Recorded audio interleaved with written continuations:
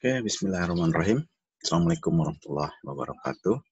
Kita jumpa lagi untuk kuliah pengembangan wilayah agribisnis. Sesi kedua ini setelah kita berlanjut kepada konsepsi yang sudah kita bahas di pertemuan pertama. Secara khusus pada pertemuan ini kita akan diskusi tentang paradigma baru dalam pembangunan wilayah pedesaan atau juga di dalam wilayah agribisnis.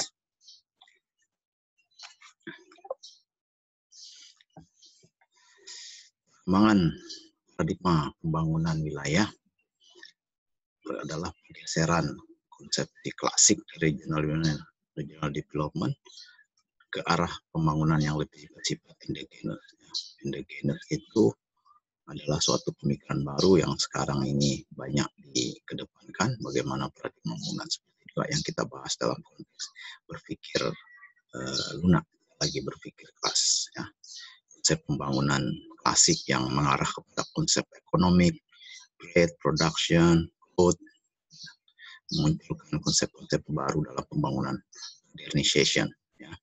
Dan ini saat ini bergeser ke arah lebih endogenous development paradigm yang lebih mengedepankan pembangunan sosial, pertumbuhan modal sosial, pertumbuhan kapasitas lokal.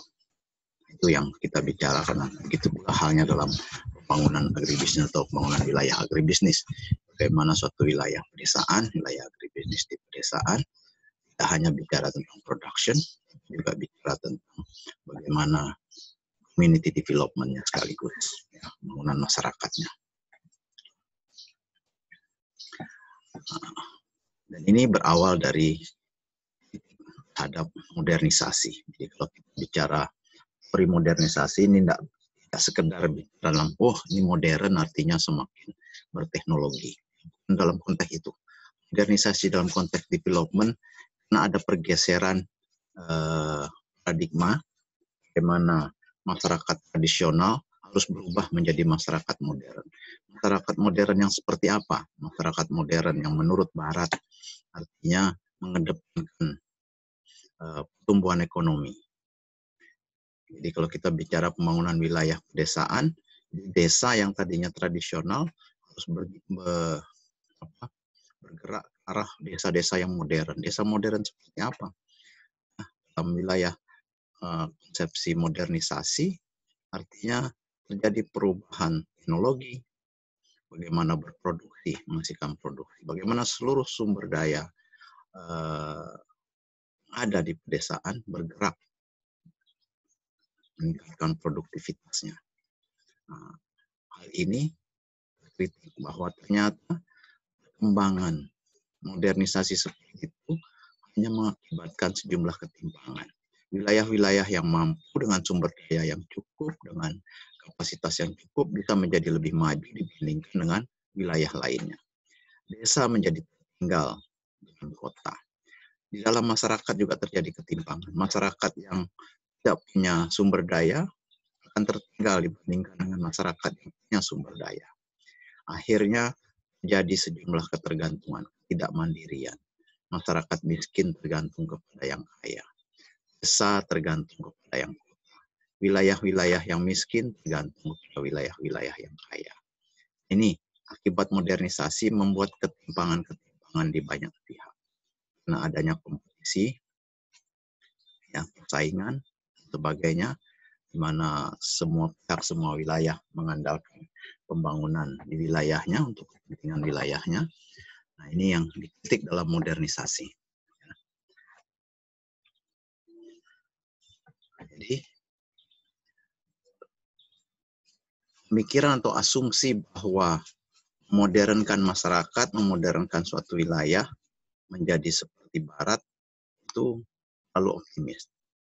Artinya akan semua bisa berubah arah dengan perkembangan yang sudah terjadi pada masyarakat modern. Ternyata tidak. Ya, bukti gerakan modernisasi ternyata membuat sekelompok orang, sebagian besar wilayah tertinggal dibandingkan orang-orang lainnya, tertinggal dibandingkan wilayah-wilayah lainnya. Kenapa? Ya karena tidak bisa diasumsikan bahwa semua akan bisa bergerak sama. Itu kritik terhadap modernisasi.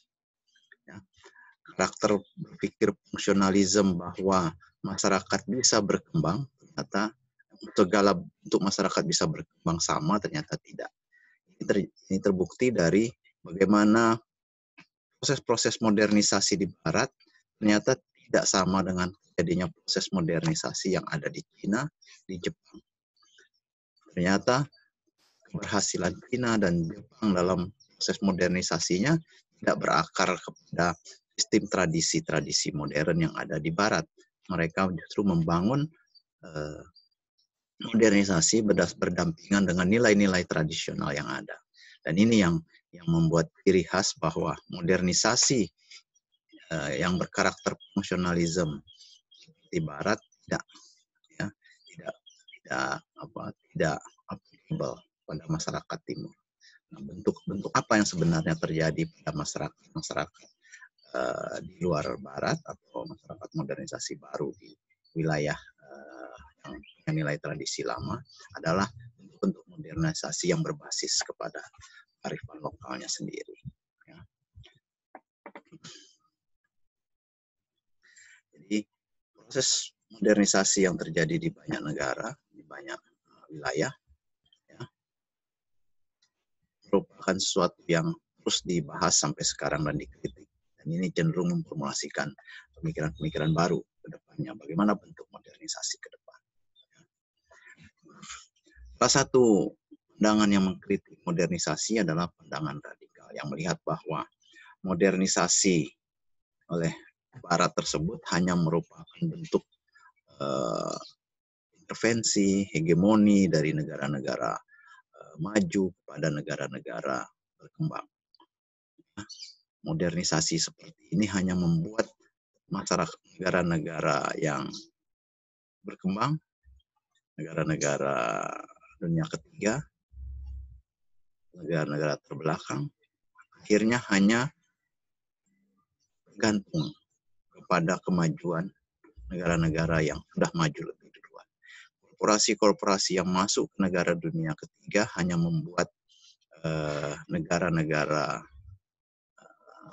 terbelakang, negara-negara belum berkembang, underdeveloped countries, menjadi tergantung kepada kemajuan. Salah satunya adalah teknologi, di mana perkembangan teknologi negara-negara maju hanya membuat ketergantungan teknologi bagi negara-negara third countries. Nah, ini kritik dari radikal perspektif terhadap proses modernisasi yang bersifat westernisasi.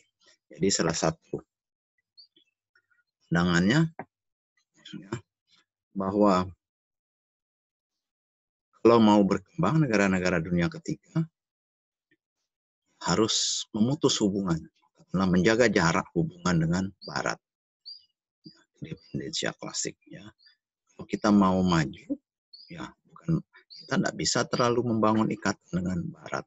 Nah, begitu pula kalau kita bicara pembangunan wilayah, bagaimana kemandirian dibangun supaya memutus rantai ketergantungan ya, pada inti, ya, pada sentrum. Periferi harus bisa bergerak, ya, metropol and satelit di istilahnya. Pusat, metropolis, ya, jangan sampai membuat ketergantungan bagi satelitnya. Ini bagaimana kolonialisme dulu jangan sampai berubah menjadi kolonialisme baru. Ya, bagaimana perkembangan ekonomi negara-negara dunia ketiga, negara-negara underdeveloped countries menjadi sebetulnya sama seperti terjajah dalam bentuk yang lain. Ini kritiknya dan pemikirannya mengarah kepada memutus hubungan seperti ini. Secara ringkas, modernisasi yang mengiring perubahan dari tradisional modern, ya, dependensia melihatnya ini bukan persoalan tradisional ke modern, ini hanya membentuk persoalan mengikat hubungan antara pusatnya, metropol dan satelitnya. Teori modernisasi hanya membangun ini, dan itu merugikan negara-negara dunia ketiga. Nggak ada konsep saling menguntungkan sebenarnya. Jadi pesimis bahwa negara-negara dunia ketiga, negara-negara underdeveloped bisa maju seperti negara-negara maju. Kalau konteksnya berkarakter seperti ini. Jadi jalan keluarnya adalah menjaga jarak dari pusat, dari Eropa, Amerika. Jadi negara-negara harus memerdekakan diri, harus